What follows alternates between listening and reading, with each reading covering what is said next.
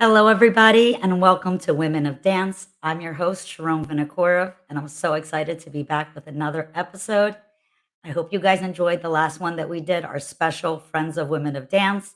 Like I said before, we're going to feature one ally every season that, has been good to us. So Ismail was the first, and I cannot wait for who I have lined up for season three. But let's get right to today's episode because I am super excited for our guest. I've known her for a very long time. I've looked up to her for a very long time.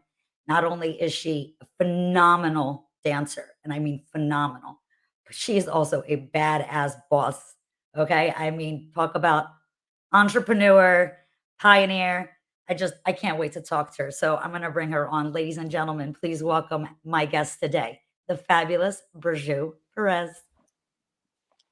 Hi, Hi. Sharon. How are you? I'm excellent. How are you? I'm so great. I'm so happy to have you on. It's so good to see you. It's been so long since we've seen each other.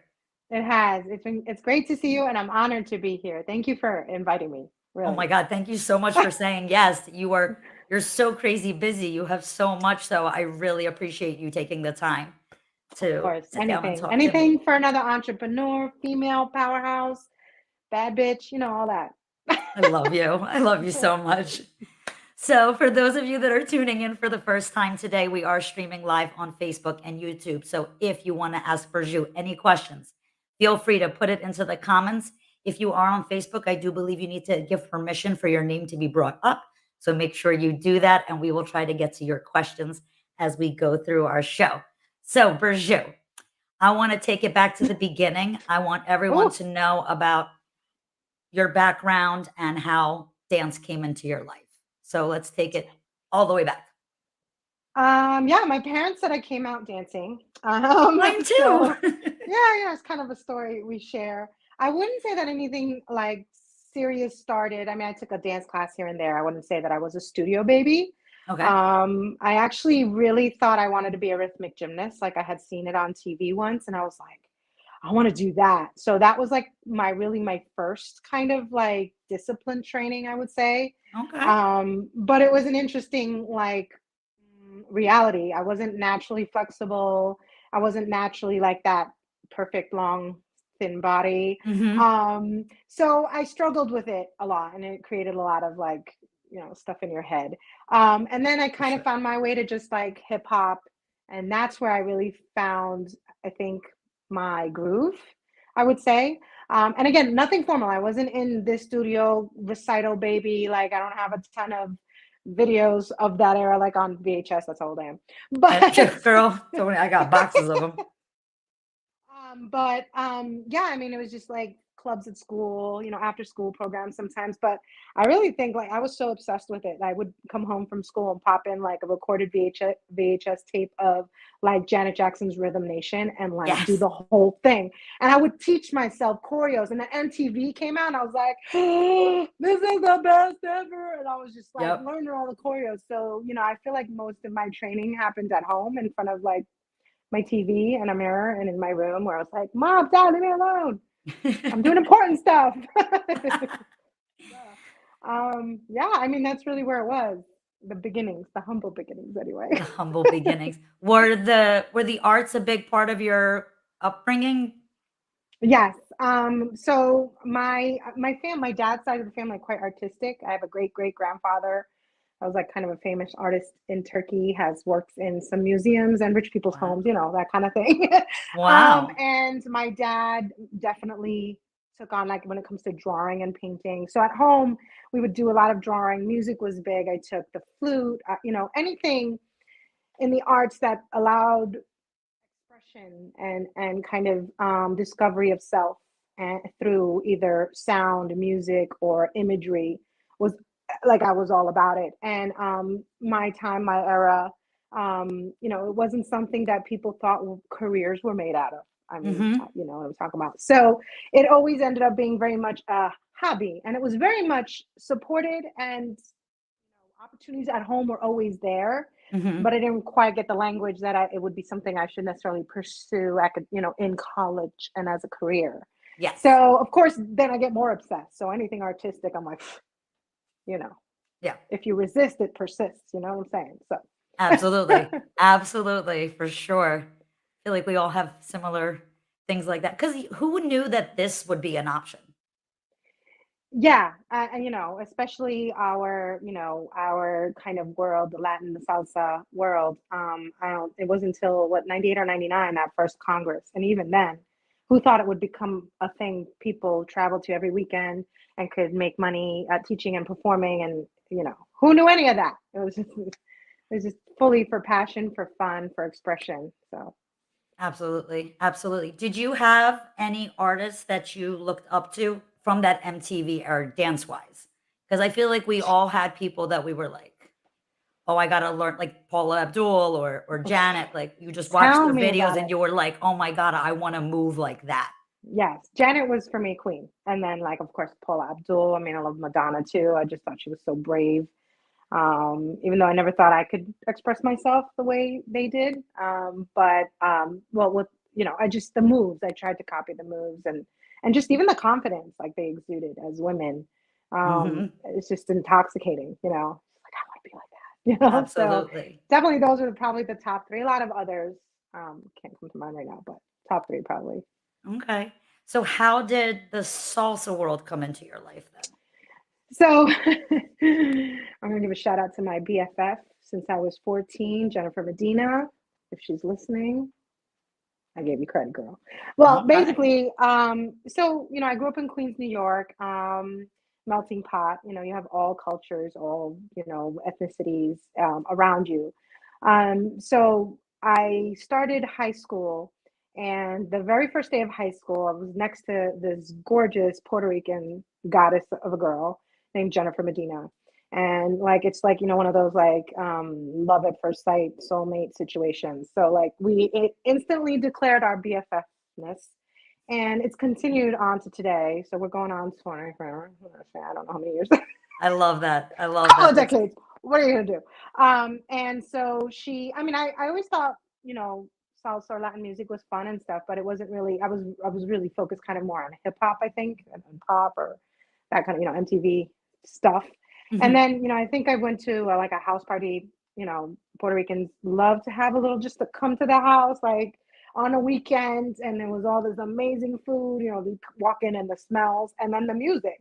And then the whole family's up and dancing. And I'm over here like, what in the world is happening? Like, this is wow. And I was just immediately like, just infatuated with it. And of course, I'm like, Jennifer, you're going to give me the lowdown on this, what's going on over here. So she taught me my first basic with the kick. You know what I Oh, mean? A little kick. nice. Ah, yeah. And I don't know, it was just like it was just a vibe, and it just felt good to my soul and my bones. And maybe it's because I'm in Turkish, Middle Eastern, so belly dancing, I just kind of like Mhm. it just spoke to me. And so I was addicted, and so it became a kind of thing I started to play with just like at home. I would just throw on the Mark Anthony and just kind of like do my whole little Groove it kicky out. basic. Yes, thinking I was all kinds of fabulous. And I had fortunate that I had lots of Puerto Rican, Dominican friends that kept teaching me not just the dance, but like kind of the history and the culture, which I loved. Like I wanted to understand the roots. So I That's so felt important. So many people it don't is. do that when they start dancing. They just take classes. And exactly, exactly. And I feel like, and as we go through this, maybe it'll come up again, but I feel like that's rooted in why I became the teacher performer I am, because there was such a connection to not just the moves, but the music and what they were saying, and whether it was about some protest or some, injustices and stuff. Like just like hip hop, like it means something, and Mhm. where it comes from, what are the roots of, what are the influences, how it's evolved over time, what eras and what kind of styles kind of fused into it to make it what it is now, and why one style will attract more than another.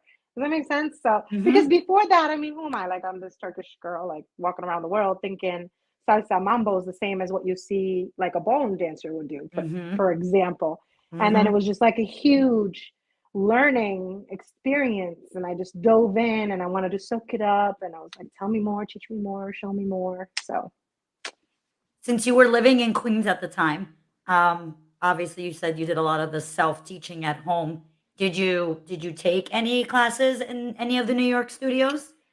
So interestingly enough, it wasn't until I left New York to go to college in Boston that I decided to learn New York mambo, like onto Hilarious. yes, it's quite hilarious. So I didn't even really know that within salsa and mambo there was different. To me, it was just all salsa at that point in high Yes. school. Okay, so then I go to college and I meet another one of my BFFs for life. And she's also originally from New York, but we didn't meet till we got to college in Boston. Her name is Karina Garden, and she's Dominican, and she's like another one that forever we'll be friends. But we kind of started, we found each other, Mhm. and through common interests, and dance was something that we were all passionate about. So a group of us, we were looking to take classes, and we strolled into a class randomly. It was like in Cambridge, in like near Harvard, and it was this gorgeous woman teaching it. Her name was April Genovese, right? This curly, forever going blonde hair, and she just had the smile, and then she was just so I, I didn't know what to think. I was like, I want to be her. I don't know what I want. But we walk into and it wasn't even huge. It was only like maybe, I don't know, a dozen people in the class at the time. This is back like, oh Lord, like 97 or Okay. something.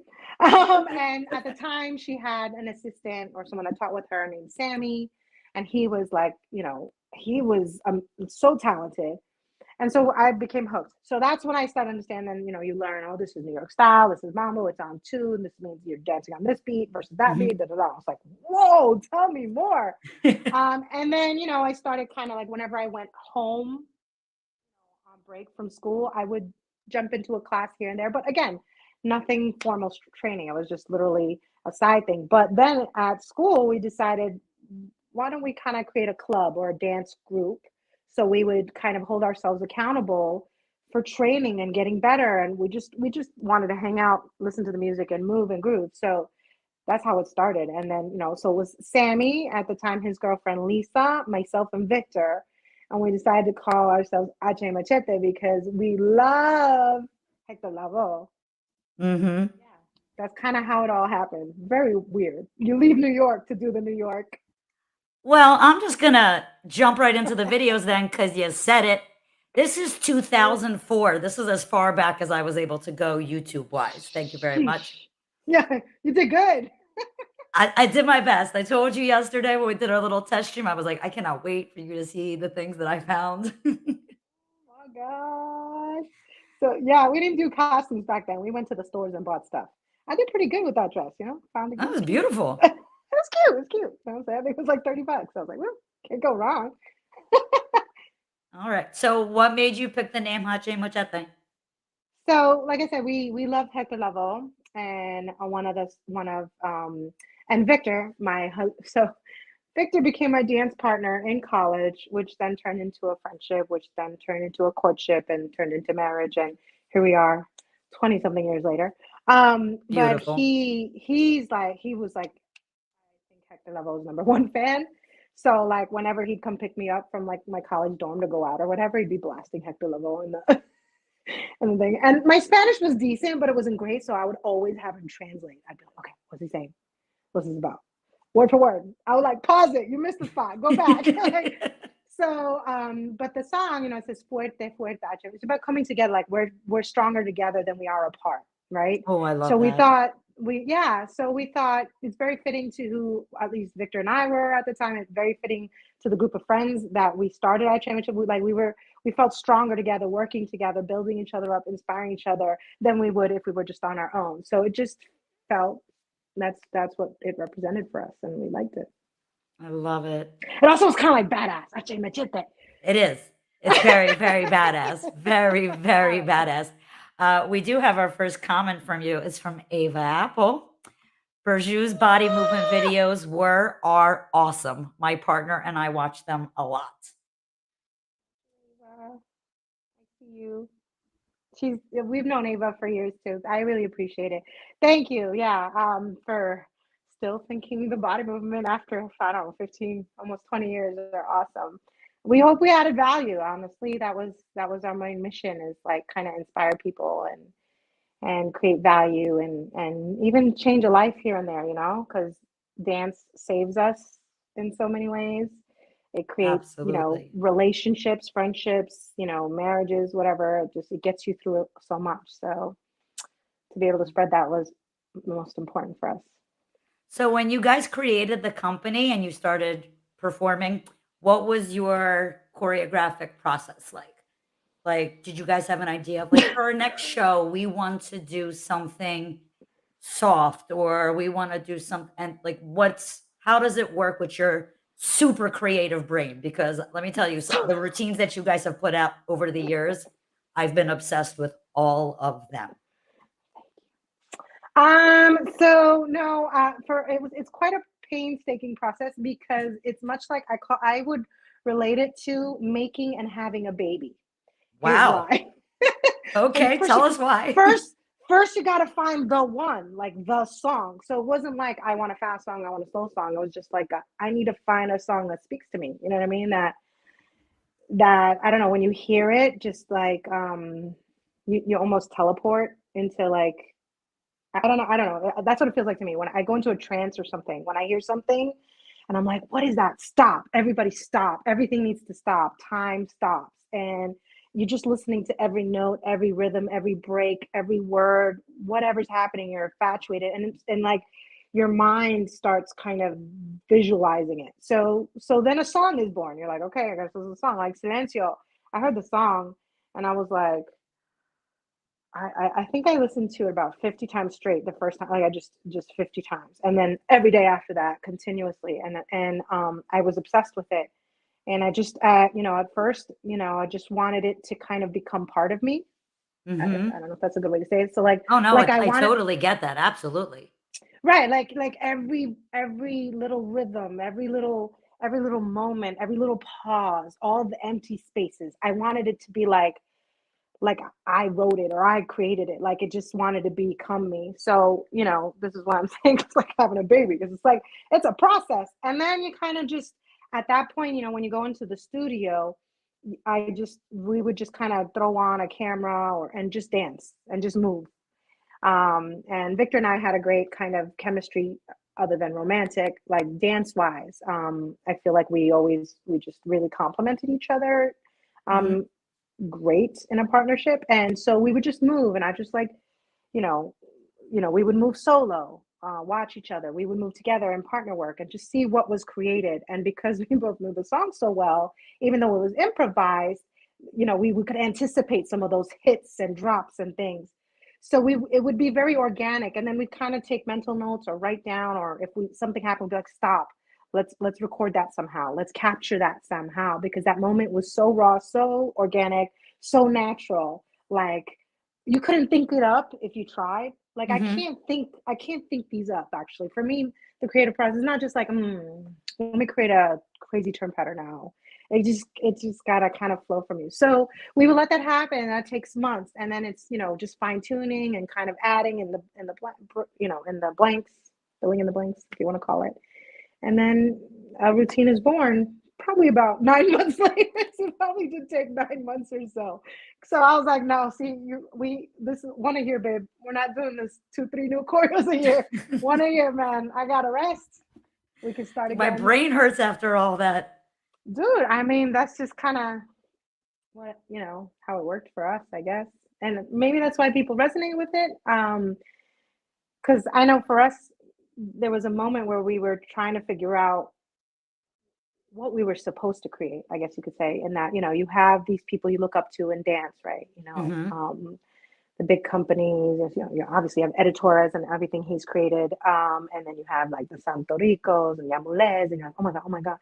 And while they're beautiful and you appreciate all of them, and I spoke mostly of the New York because that's where I did a lot of my training and draw my inspiration from.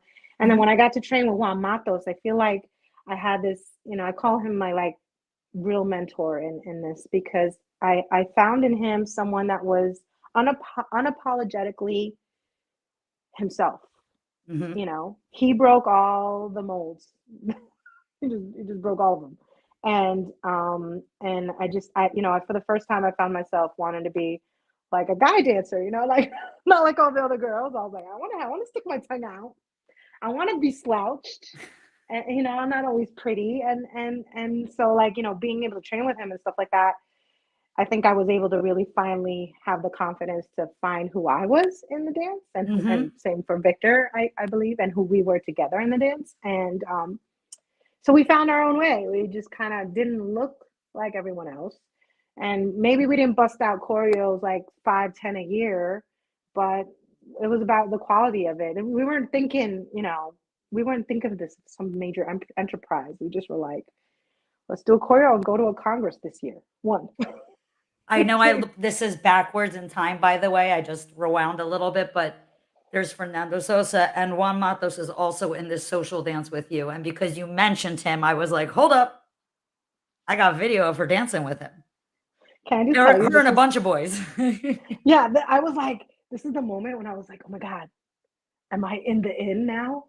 Like, when you're kind of like this up and coming dancer and just kind of like going to the congresses, you go from going to like a social and not being asked to dance, right? Which Hmm. I remember like going home crying, like not feeling enough, right? And then Oh, to this yeah. moment when I was like, holy shit. Oh, excuse me, sorry. No, no, no, you're fine. I was We're like, not on network all these television. Curse all you want. nice. So I was like, all these like huge like salsa artists are like, dancing with me, and there's like, I was like, what is happening? I was like, what is happening? Am I in the end now? Like, what is this? What is this happening? Am I finally enough? Like, Am I and it's just finally like, what enough? was this like an 11 or someone told me it went on for like 15 minutes straight because it was like a live, and Oh, I'm on live bands will concrete. kill you. I'm on concrete, and I wasn't wearing dance shoes. I was wearing like these boots, and I remember I had burned a hole through all the way through. I don't know if you can see it, I but they're like believe these it. little, yeah, I believe pointed toe boots. Crazy, crazy. Yeah. crazy. But yeah, That was a moment. that was a great example of your social dancing. Granted, it wasn't with Victor, but you definitely have a style all your own. You Yeah. always look so confident and like you're having the time of your life when you are social dancing. So, Yeah.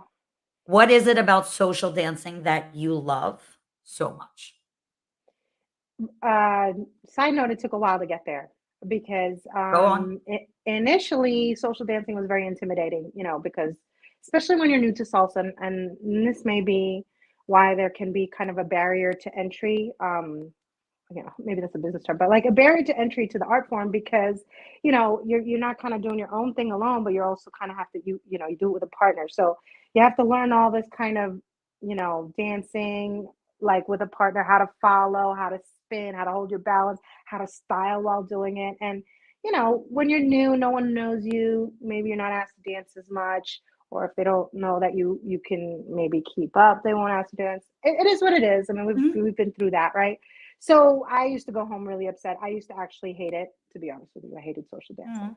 Mhm. But part of it created a drive to like master it and come in and be like, you know what, anyone can do this. They just have to learn. And then kind of inspire others to do the same. So, Victor and I, along with friends in Boston, we're really lucky. The community here in Boston has always been so nurturing. So, Saucy Control, the brothers, Johnny and Andres, and then Love them. yes, and then Masacote, as you know, is from here as well, Yep. and Joel. So like, I Love think them we too. And Anna was on the show. yes, she's amazing. And well, I guess we were all determined to kind of improve, but we felt like we didn't have enough of the resources in Boston at the time. There weren't as many socials or as many teachers or as much training. And while we did want to go to New York and train, we kind of want to do it. So we would get together and practice. And like as much as I love dancing with Victor, like when you dance with the same person all the time, that doesn't make you a great social dancer. It just made me really great at dancing with Victor. I was like, I could do what you do, but I don't know if I could do what all those other people do. So Mhm. being able to switch partners, like me dancing with Joel and, the brothers and like all the kind of thing, it really helped us kind of understand more of the lead and follow. And then at one point, oh my God, Victor tore his ACL. Oh shit. That's like a 9 month out of commission. This is before we really kind of came up. And so he's out for like 9 months. So I had to learn how to lead. And I think that for Ah. me was it literally puts you into the role of the other person. So you understand what you need to do there and why you need to do it. And it just things clicked, like things connected where they didn't before. So then I just became obsessed with the artistry of two people moving as one and connecting through the music. And then I found the love of it. And then, obviously when you get better, you get asked to dance more, so your confidence grows. It's hard to create the confidence without kind of the road, I guess. You Hmm. kind of you have to suck. You have to feel like you're not enough. And then you just have to get to work and, find the people that will, work, like support you and want to be a part of your growth with you. And then, yeah, then social dancing became something I love. But I will say this, at one point, it became something I started dreading again too, because Okay. yeah, can I be real, like real Yeah, talk here? please, please, please. Go Okay. for it. So, I mean, the industry, like you start, it was like one Congress once in a while and it turned into a Congress every weekend, right? Hmm. And then, it became the job of you go to the events and you teach and you perform, and then you're expected to social dance all night long, all 3 nights. Hmm. And, you just kind of feel a little objectified. It is what it is. And while you love it, you kind of, you may need a break, or you're not feeling that song. You know what I mean? And for me, who someone who really is I, tries to be at least in tune with my internal self, what's going on here and here. Like if Absolutely. I just needed space for that moment, not because I didn't want to dance with that person or whatever, but like I almost felt guilty, and then it just became hard. Hmm. So I struggled with it. I went in and out of it. I found that I needed rest, I needed break, I needed time away, in order to stay connected to it. Hmm. And I understand that there's, people want to dance and share these experiences there once a year, once in a lifetime. I totally get it. It's also an understanding that people are just, they're human beings. Our batteries run low sometimes. Sometimes we just need to rest. There might be a night I just don't feel like doing the whole makeup thing and going out and getting all sweaty. Yeah, it is. You can love something and not want to do it all the time, you know? Absolutely. So that's kind of where it was, towards the end. I mean, just I think the whole Congress experience, like even just everything about it, traveling used to be something so exciting. Oh my God, we would literally get from the airport to a new event, drop our stuff in the room and run out, jet lagged and all. We didn't care if we were in Europe, Asia, whatever. Like we just barely slept. We're like, let's go see something. You know what I mean? And Hmm.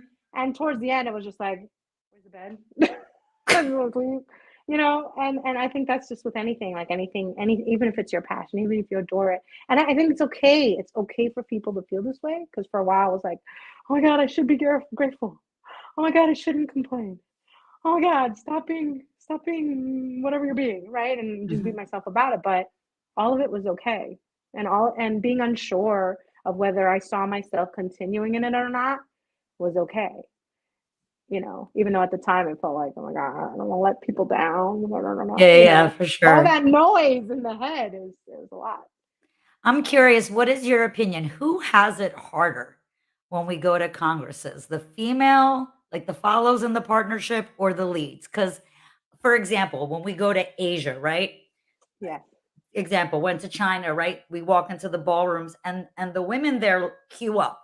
They line up for the male artists, right? And that's how the guys get their follows. And then for the follows, we don't get to walk off the dance floor because, as you're saying, thank you, there's the next gentleman asking for the dance. So who do you think has it harder, the men or the leads or the follows? Because we're being spun and worked on the dance floor, but they're working the girls. So I'm just curious, what's your thought on Ew. That's tricky. that? I mean, it's different for everyone, because I would say I'll relate it to myself and Victor, because it's Okay. what I know. I Which is can't speak why on I'm it. asking, because you got Yeah, this at because we home. we would share, we would kind of decompress on each other. I would say, we worked equally as hard, because Victor was very committed to, participating and making people feel welcomed to dance with him. So as far as number of dances and how long we went every night, same. Like there was no competition. We always had each other's back. Like when one was done, we're like, all right, let's get ourselves out of here. You know what I mean? Like it's time to go. So, and or if there could have been a case that I just wasn't feeling well, he'd be like, I'll hold it down. So one of us is here or whatever, and I would do it the other time. So I think when it comes to that, equally, when it comes to the roles of a leader versus a follower and who works harder, Again, within our roles, I think it's still the same because yes, we are getting spun and moved, and sometimes it's just nonstop turn patterns and stuff like that. But on Victor's side, from like me hearing where he's coming from, he really tries to hold a great frame and make sure that the his partner always feels supported, but with enough freedom to express themselves fully as well. And Mhm. he would get a lot of bad pain in his Mhm. shoulder and back because some followers are not doing their part to be cautious of their partners, and they just pull on back, and you know what I mean, Mhm. overextend. We'd be giving each other's massages. He'd be massaging my legs and feet. I'd be massaging his shoulder. He'd experience a lot of the pain up, in here because that frame, like how you're maneuvering, and the whole resistance is also important. So I'm going to say equal from our perspective, but again, Okay. it also depends on how everyone dances and how much they dance. So that True. was my way to get out of it easy like that. I have another question for you. You guys would travel together, you go to these congresses, you go to teach a workshop. How often were you two given two microphones? Ooh, that's a good one. Actually, I think almost all the time, especially in a partner work class. I mean, if it was a footwork or body movement, then maybe it was more one microphone. But in a partner work class, we were both given microphones. And I would like to believe it's because people knew that our style of teaching partner work was very much um, focused on both leader and follower. And Mhm. so while Victor would explain connections or ways someone's moving, I would always be given the space, not that he had to give me anything. We just knew to include each other in the conversations. So I was always there to be like, now, ladies, when you feel this, this is how your body, how you connect back, how you resist back, where this is where you do have space to move. So I just feel Mhm. like, I'm sorry to say this, but in a lot of the partner work classes that I do attend, it's so focused on the leader's role. When I was training, and I had so many questions, I was like, but what am I supposed to do with that feeling? I don't quite Mhm. understand. I feel a push. I feel the push, but I don't understand it. Like what I'm supposed to react to it. Like do I just or do I like or I don't know. And then do I have to always walk across like this, or do I have a moment to kind of wiggle a hip and then go? And so because of my own like personal desire to answer those questions, I said Mhm. I that's what we talk about in our classes. We're like, all right, this is the followers feeling or role or whatever. So we were lucky, I think. We have a unique experience maybe because of I that. think you do because I mean, I know a lot more congresses now are trying to be more cautious of that, more aware of how many. But I know from years of traveling and seeing a lot of workshops and taking a lot of workshops because I know, like you, when we go, like we see our friends and other artists, we want to train with them too. We want to take their classes. And more times than not, I'm seeing a couple and I'm seeing one microphone, and nine times out of 10, the man is wearing it. Yeah, the leader. Yeah, I think it's up to us um, as teaching professionals to kind of change that example a bit. And granted, some followers don't want to talk, and that's okay. Like Absolutely. ironically enough, like between me and Victor, he actually would rather I have the microphone because he was actually quite scared of public speaking. Like it just terrified him. And these years of doing this helped him. But still, to this day, he's like, here, you know, here. Like you do Babe, it, take you the talk. mic. Yeah, you're like you're the talker, you talk. You know what I mean? Because I just kind of I just have no problem yabba yabba. Um, so I think because from the beginning of our careers, we always communicated that where, when Victor was handed the mic, they're like, where's that was like, "Oh, I need one too. Or Victor would be like, another one for Burju, please. That was established from early on because we saw ourselves as equals in the partnership. Even, and like I said, one of the people might just be shy or doesn't like public speaking. All of that can be a factor as well. But if we do our part to make sure that it's understood that this is an equal partnership and not that one is kind of more important or more relevant or has, Hmm. all the information, then I think that that can shift for everyone. And then at least it can be asked, how many mics do you need? Absolutely. You know what I'm saying? Absolutely.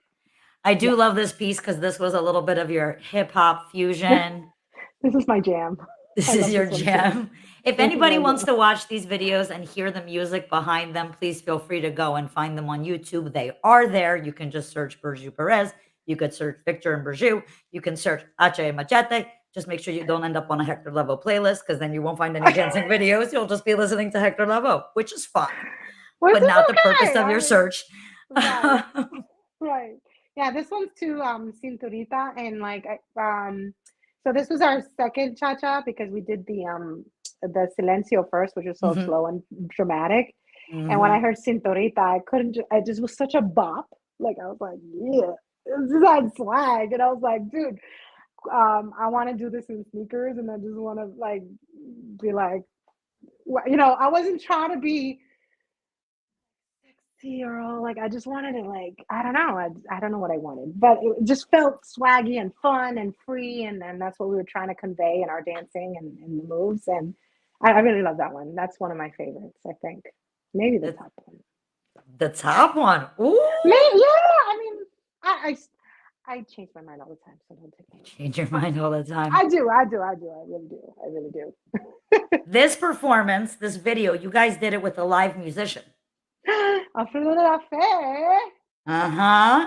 In playing, yeah, because he's part of the composition of this. So, so right here, I'm crying my eyes out. I Are was you trying really? bawling. I literally Oh, like before stage, I was bawling on there, and I was telling Victor, I was like, please don't let it show that I'm like, because when you're caught crying, and I was mm. trying so hard to regulate my breath so that I wouldn't look like I was going, when you're, I was crying. This is like for me, like I could have died after that and been like Bucket list. mission accomplished. Yeah, for me. Because I love Alfredo de la Fe. I love this song. This song, I mean, obviously this piece is quite iconic for us, as people have said, and uh, it's just being able to play live. I love string instruments in general. Like they just do Beautiful. something to me. Yeah. Same. So having him right there playing it, it's just like I don't even know. It's just whole out of world experience. I really felt like I died and went to like musical dance heaven or something. I don't know. And it's amazing that Um, you have this on film because it's encapsulated forever. You'll be, right. So have your really quick, kids seen how I this? did you see how I well, I'll tell you that in a second. Did you see how I turned to him and I was facing him? Uh-huh. I think I was like, I love you. I was like, I was like, I can't believe you're here. Oh my God. Anyway, so my kids, I mean, we try to show them some videos, but it's like that classic, like, yeah, that's boring. Like, they might watch one. I think now that they're getting a little older, they're kind of like, oh, wow, mom and dad actually were kind of somebody's. So yeah, I mean, now they're starting to kind of appreciate their, my daughter's 8, my son is 5. And Do it's they have funny any because interest in dancing? so yes and no. I feel like early in life, absolutely. Well, first of all, the dancing never stopped. For those of you wondering, everyone says, "Why did you stop dancing?" I'm like, I never stopped dancing. I just stopped doing it on stage. But we are constantly the music is always jamming in this house 24/7. We have kitchen dances, living room dances, outside party. Like we just jam. So my kids have been moving and grooving since they came out too. They just kind of like they love music. They move naturally to it. Um, you know, my daughter went through that phase of I want to wear tutus and go to ballet, but she was immediately turned off. And I have to say I agree with her, and I had never really thought of this way. So here I was thinking, oh my God, here I go. I'm a dance mom now. Like, here we go. What's this look like, right? And then like really quickly into it, she was just like the whole structure of it, the whole everything for recital and everything for it just became like a machine, and she instantly saw how the joy was being taken out of it, like the natural again, that going back to organic, like it wasn't organic Mhm. anymore. And so she has no interest in studios or classes.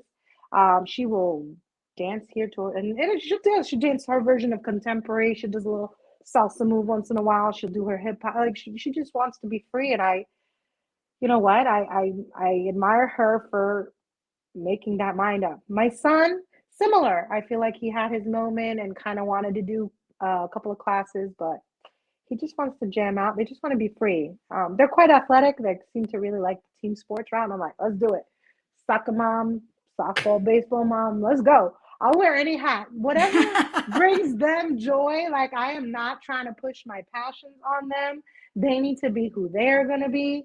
And my job is to feed them, water them, and keep them somewhat safe, and just support the hell out of them. Love them no matter what, whatever they decide to do, and hopefully they'll have existences that are worthwhile to them. You know what I mean? Now, So, let's talk about being the different type of dance mom, right? You have the dance mom no, when your kids are dancing, and then you're a dance mom when you have a team, yeah, oh, yeah. right? So, talk to me about being a team director and having the responsibility of training others and creating for others and what that means to you. Yeah, yeah. There was at the height of it all, we had a pro team, an amateur, like a pro team, a semi-pro, and a student team. And then on top of that, we were teaching through a nonprofit organization in Boston. We were teaching youth, high school students after school, so that they could teach the community, but also in school, we were trying to bring like just physical education, dance, arts back to school. So we had this learn through dance program within the like middle school system. So it was a lot. So I have a lot of babies and grandbabies out there, dance babies, like maybe even great grandbabies, meaning people I've taught are now either teaching or kind of Yes. freestyling. Because you're way too Um, young to be a great great grandmother in any other way. I mean, come on. my goodness, right? But yeah, I mean, I love it. I love teaching and I love inspiring people to express themselves and accomplish their dreams. And it was great to be kind of a vehicle for people to take on that journey. Mhm. I will also say that it was a lot, like on top of the traveling and congresses, and I think we put a lot on our plates, Victor and I, and it created some tensions because it's just like we didn't give ourselves space.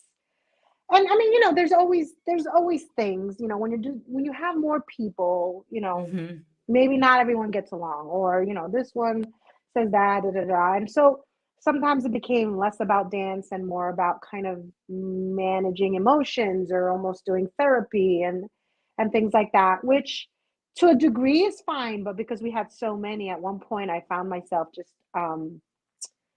just feeling burnt out. I felt burnt out, and it's very rewarding, especially seeing all the things that we've accomplished with the pro team, being able to become lifelong friends. These people, I mean, they're not like we don't have to even speak every week. Like I love each and every one of them forever. They're part of me forever. Mhm. Like you just can't take that away.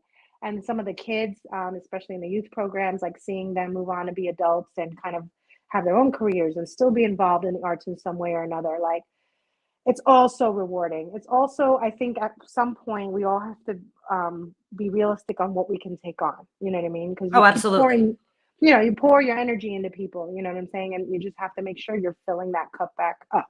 I mean, it's the same for like with kids. Like I love my kids to infinity and beyond.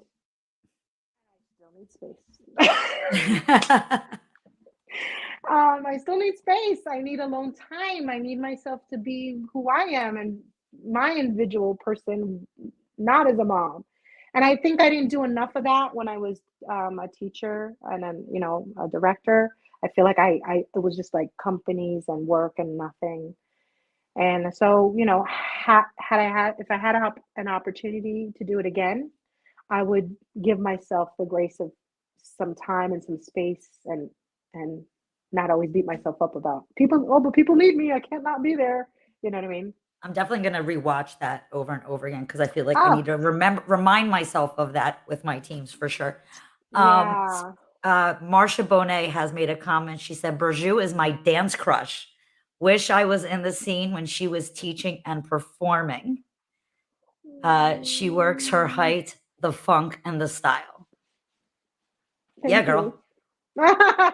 Thank you, thank you. Well, I'm honored to be anybody's dance crush, you know. Um, thank you. You I'm also have honored. another baby, not just the company, not just your kids, but Burju Shoes. Okay, I Can was we thought you were talk gonna say about my this fur baby. empire? Oh God. I wouldn't And I call am it an using the word empire. empire. Okay. Yeah.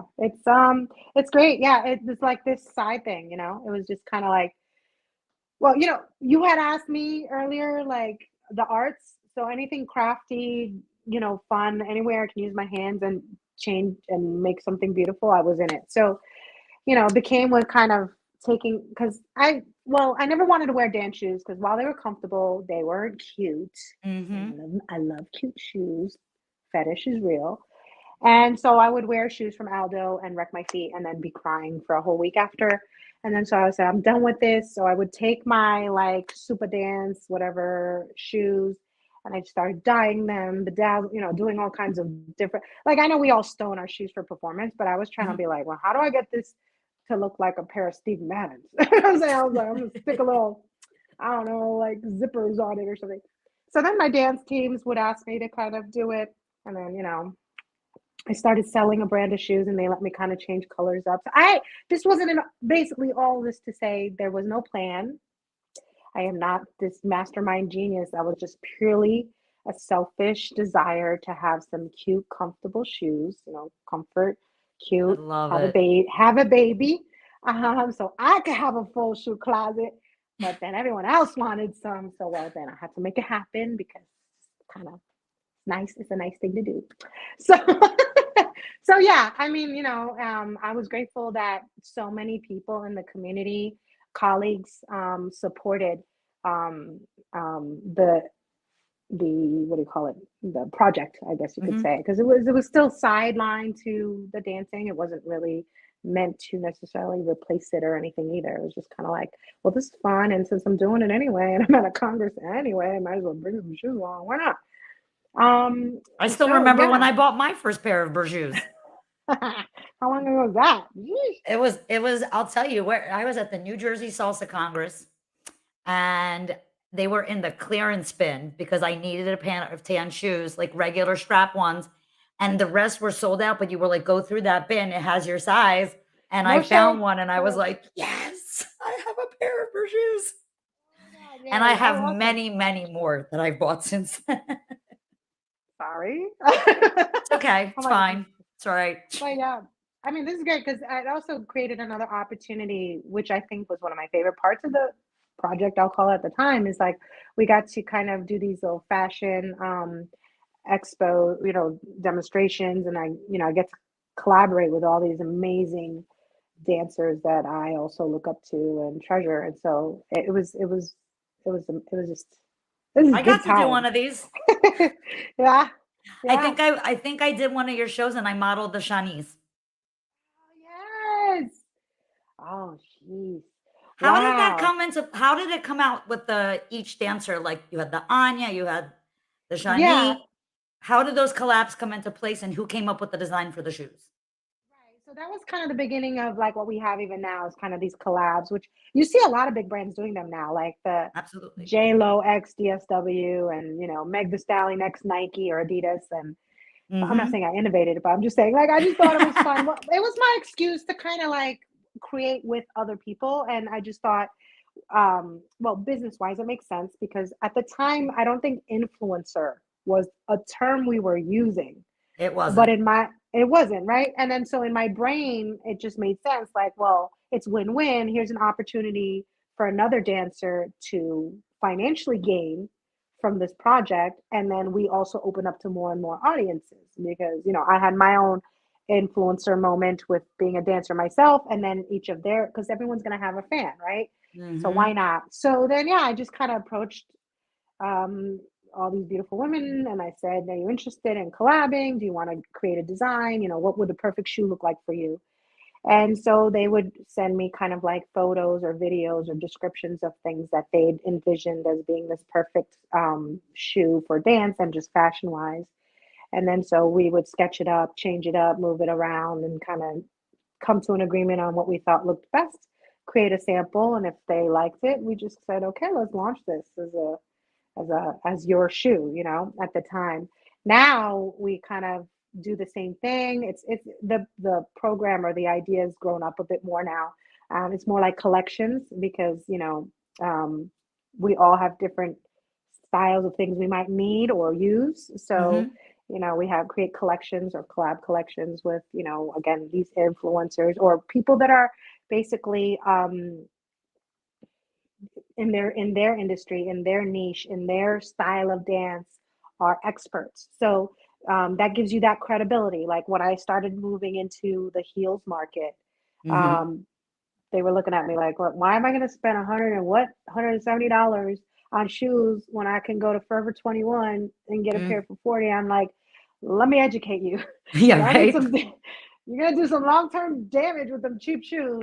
And so, like to get them to look and perform for that genre of dance, I needed experts to give me the feedback and advice. So yeah, and it continues, and I'm trying to swing it back to salsa again and work with some of my faves again Oh, as that it might, that continues. sounds like I just got an Stay exclusive. tuned. Stay tuned. Exclusive. Oh, Oh, oh, that's an oh. exclusive, and I'm very excited about it. Yay, thank you. Um, who has there been any artist, salsa or not salsa related, worse, not salsa related, I should say, that has worn your shoes and you've been like, I can't believe she's wearing my product? Because I can think of a couple artists that I've seen wearing your shoes, and I'm like, I know whose shoes that are.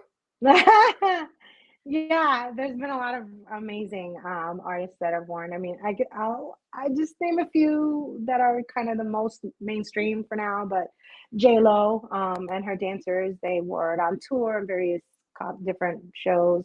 Christina Aguilera is another one.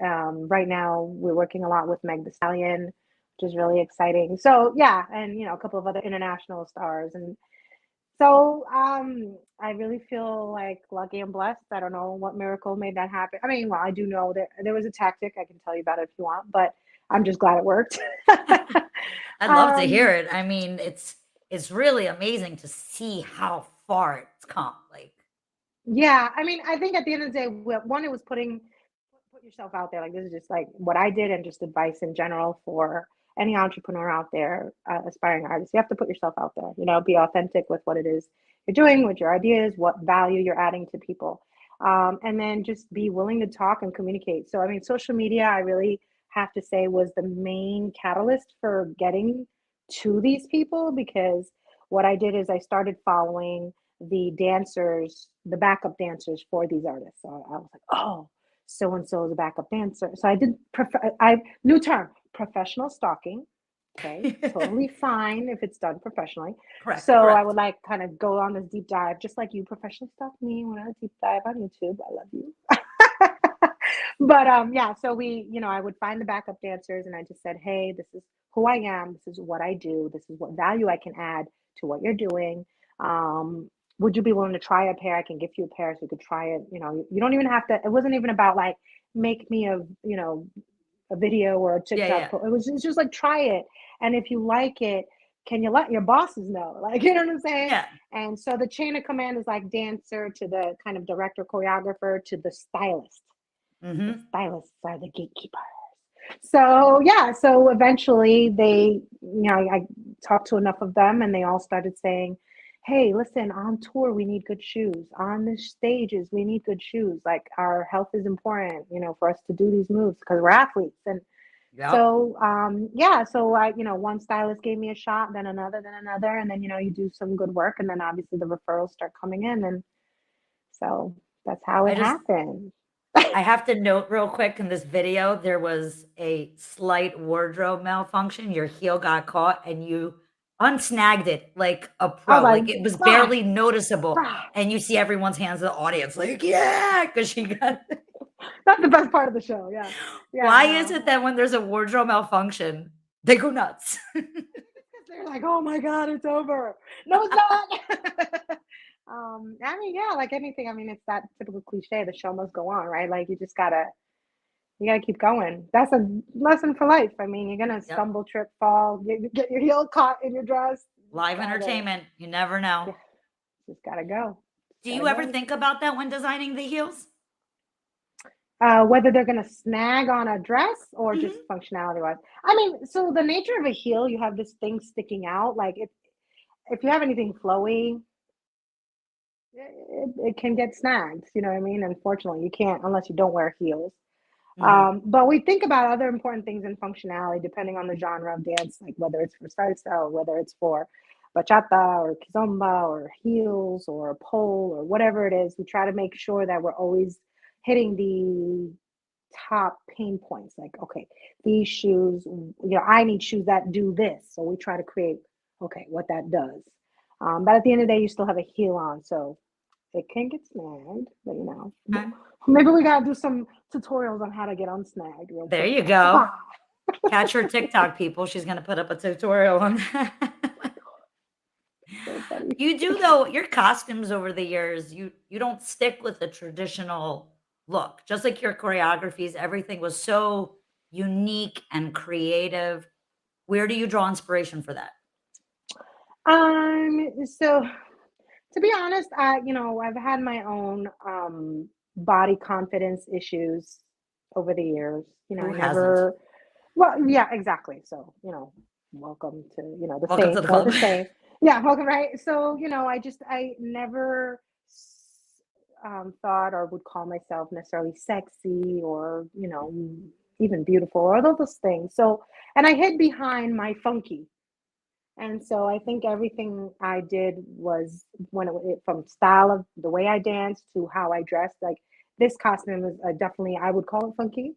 Oh yeah. It's kind of And I like, love yeah, it. it's a little, thank you. It's a leotard, but it's got shredded. And I love it because Anya, that one, and I don't know, there was another one that had like plaid with polka dot. So Hmm. Anya designed those for me and a Yes, great Anya. friend and she's so talented. And so like, I just was like, well, I want to I want to be me. I want to, what I'm funky. I kind of move kind of this way and so what do from the choices of the print to the cuts and they're pretty simple but the detail and the kind of the rips, the shreds and how we added like some luxury to it. It has some velvety the hand pieces are velvety and stuff. So Anya really captured, I think, what we were going for. But yeah, Victor and I, we both struggle. We're not that typical Latin dancer bods and appeals and stuff like that. But we carved our own kind of look, I guess. And I feel like, especially today, there really is no such thing as a Latin dancer type of body because you Right. see so many more, especially women today. You see a lot more curvy women embracing their curves, thank God, because for the longest time, you'd see no, and I'm not going to call out any names, but you'd see plenty of leads that were bigger and no one said nothing, but the follow had to be like, Yeah. Yeah. and now it's relaxed a bit, which thank God. Yes. I think in general, as we're in a time where I think everyone's ready to break these kind of binds of, what a dancer should look like or what a this should look like or that or what is, Mhm. the all the stereotypes, all the social norms, all that patriarchal BS about anything we've already done to ourselves. Like everyone's just ready to shed all that and basically flip the finger and say, I love myself. I love who I am. I have something to say, to show, to give to the world, and I'm not going to hold it back. You don't like it, you keep scrolling. I'm not going to stop. I And love I it. think that's thankfully where we're headed because the beginning of social media was hard too. Because, now you Mhm. have, besides being on these stages, we have it like permanently a reminder. You can always go back and find it, right? Like, And if so, you can't, Facebook will remind you once a year yeah. with Facebook memories. For real though, I love this piece. Same. This was one of the last ones, I think. I think I after that I found out I was pregnant, but it was such a great experience to collab with dear friends, Tanya and George, and just do something so kind of like, what was that? We Oh, wanted the reaction to it be was like, so what outside the was that? box. Oh, Um, and the song. It yeah, and was the just all song. so different. Yeah, and I remember like we were I think it was after okay, my memory sometimes is not great, but I feel like it was after one either Tampa Salsa Bachata Festival. Yeah, I think it was then where we started. Like it was like after the Congress when like we went into one of the rooms and we're like, let's start working on something. And then it was just like genius was born. Like we were like 3 or 4 in the morning. We were just dancing in this room, playing the song, and we were just like, try this, do that, throw yourself, blah. Like like just The letting best. anything happen. And it was great. And then we had only maybe one other time of rehearsal, but maybe not again until I think we debuted it in Boston just to try it out. And then this was like the first real performance. And the organizer, um, he was like, you're gonna close. And we're like, you sure about that? He's like, yeah. And I was like, okay, we'll take a risk on us. Let's go. It's either gonna have an awesome reaction or you're gonna hear crickets because people are gonna be like, Listen, that's the uh, risk you take when you put out something different. But when it hits, man, does it hit. yeah. I just remember like when we would get closer because I don't know if you can see from the, yeah, you can see like the people's heads like so they're standing, so the stage is like about Hmm. here, depending how tall you are, obviously, but you kind of see people. And I just remember looking down and people had like these stunned faces. They were like, Yep. and I was just thinking, I'm like, either they're so mesmerized or I don't know what's going on there, but it was interesting. It was It interesting. happens. When you Yeah, try yeah. something different, you never know. But again, like I said, I mean, that piece was just, oh, loved it so much. You Mm. did, as you say, become pregnant and started a family. You still danced though for a little while. This too, this piece also was around that time. This was the same Yeah, year. yes. So initially what happened is like, I started feeling like a little like off. Mhm. And then so I found out I was pregnant and then I just started feeling really off, like really sick. And I just didn't, some people can continue well into 6, 7 months even of being pregnant. I just was like nauseous all the time. So we had to Mhm. call all the events and just be like, I'm sorry, I'm pregnant and I feel too sick to stand up. So thankfully everyone was very understanding and we either kind of postponed it to the next year or just said, we'll get back to you because life was about to change as we knew it.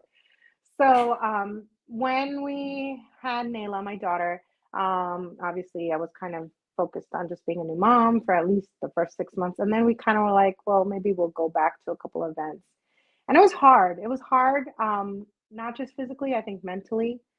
I really had a moment to think about whether I wanted to go back to that life Mhm. now that I had someone that I had to care for and just I know people that do it and but it just was scary to me. So we went a couple of times. It was really hard.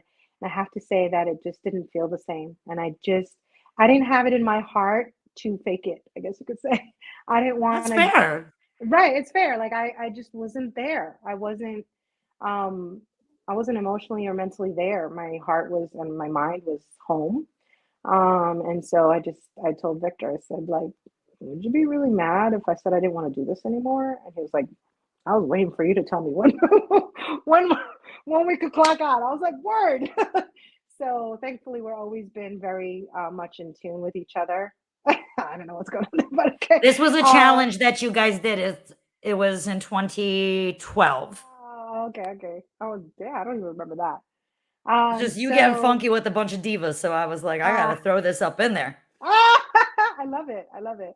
Oh, yes. How cool.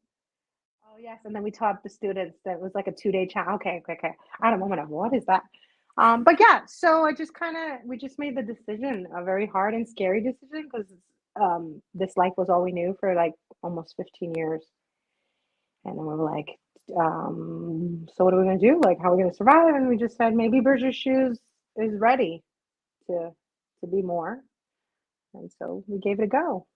And here And we it are. definitely did. It definitely became Yeah. more. I have here a clip of you at New York Fashion Week 2015, Oh, releasing your lifestyle Latinista. collection.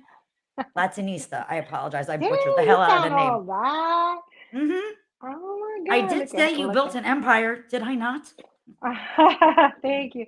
Yeah, that was yeah one of our first like mainstream kind of like fashion and lifestyle events. Very different, very nerve-wracking, but loved it. Look at Isabel. That's Isabel. Yeah, Ah, love her. She was also on my fabulous. show. Yes. Oh my gosh. Wow, I'm honored to be on the same platform as all these beautiful humans. But Well, yeah, so honored to have you. yeah. So I mean, stopping dancing allowed time to focus on new projects, be creative in other ways, expand the business, focus on being mom, of course.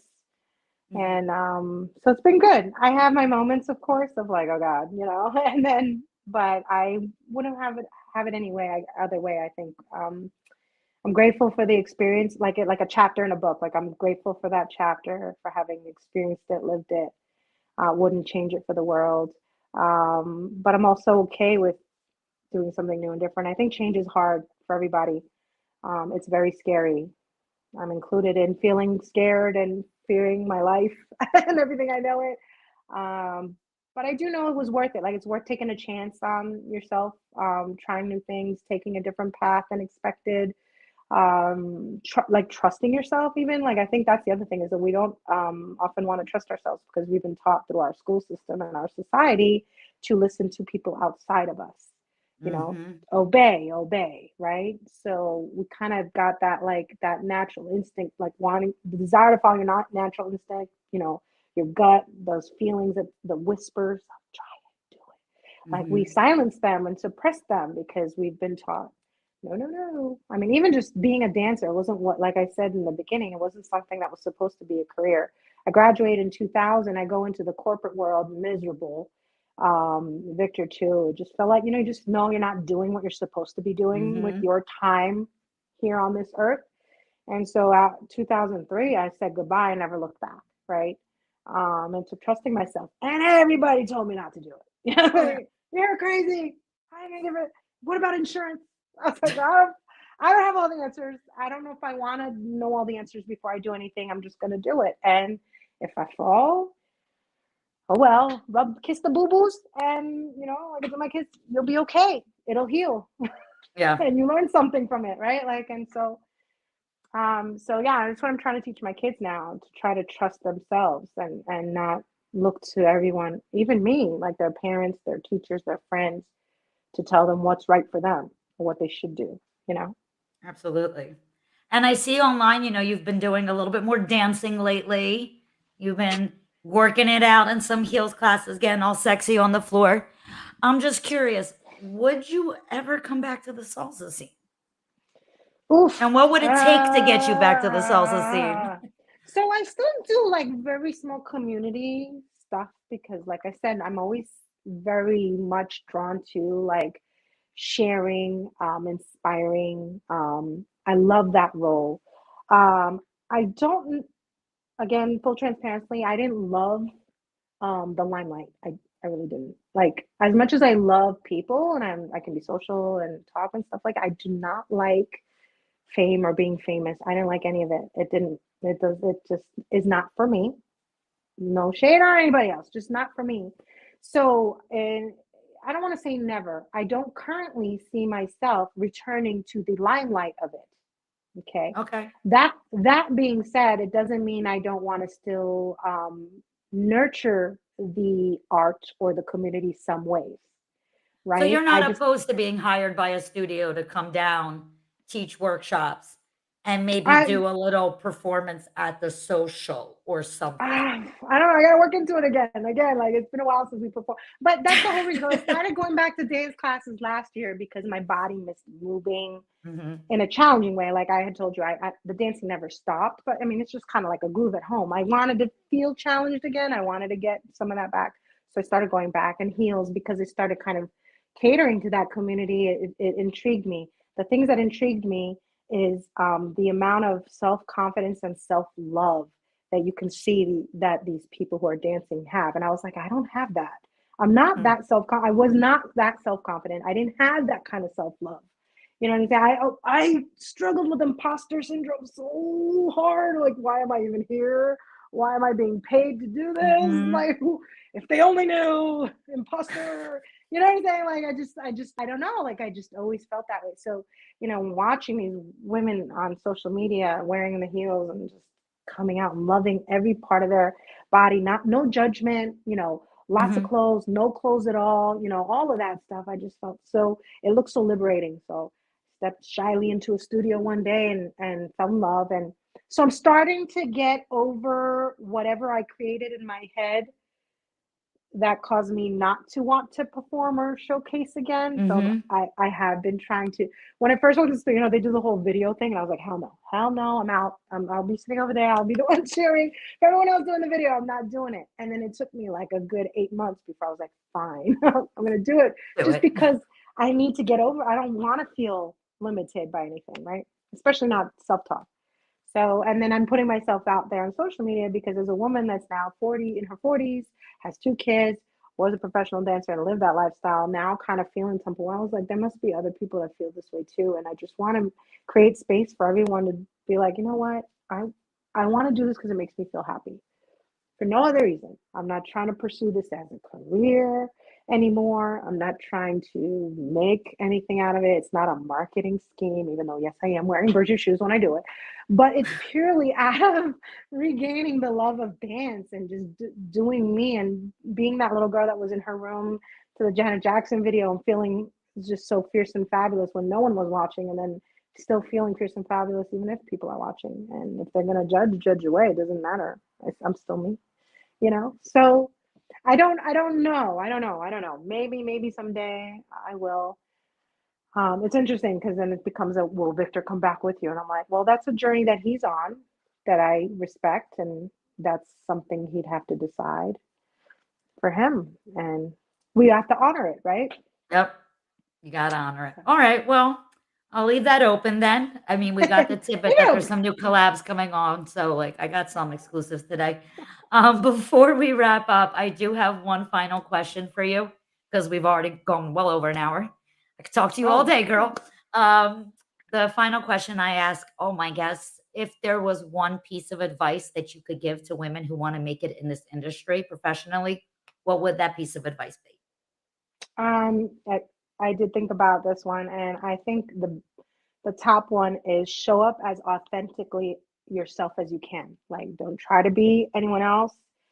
Don't try to copy anyone's style or way, and don't think just because they're successful because they did these things that you have to do those same things as well. Because if you're authentic, I think you will naturally draw your tribe to you. So do it with conviction, show up authentically, and put yourself out there, and then have a good time because it's not worth stressing. Life's too Mhm. short to make ourselves sick over this stuff. So just do it. And success is different to everyone, right? Like, what is, define it for yourself. And to me, the biggest success wasn't actually performing on the biggest stages, in front of the biggest crowds. I think the biggest successes were the people, the connections, and the that we actually got to touch and inspire. That to me, I realize is the real success of it all. So you could take all the fancy lights and costumes, and I'll just, keep connecting with people one by one I if I love can. that.